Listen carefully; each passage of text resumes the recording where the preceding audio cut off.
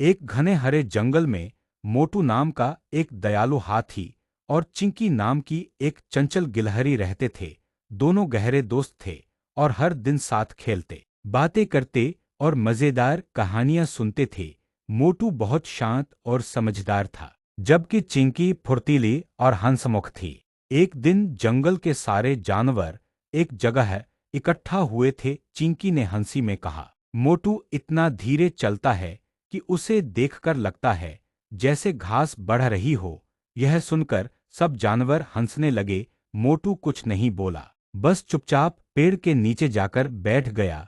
उसकी आंखों में उदासी थी। अगले दिन मोटू खेलने नहीं आया। चिंकी ने देखा कि वह अकेला बैठा है तो उसे बहुत अफसोस हुआ। उसे समझ आ गया कि मजाक में कहे गए उसके शब्दों ने मोटू का दिल दुखा दिया। वह अपनी पत्तों की झोपड़ी में गई, एक सुंदर सा फूल तोड़ा और एक छोटा सा नोट लिखा, सॉरी मोटू, मैंने तुम्हें दुख पहुंचाया। हमारी दोस्ती मेरे लिए बहुत खास है। चींकी ने फूल और नोट चुपचाप मोटू के सामने रख दिया। मोटू ने नोट पढ़ा, मुस्कराया और चिंकी को अपनी सूंड से गले लगा लिया। उनकी दोस्ती अब और भी मजबूत हो गई।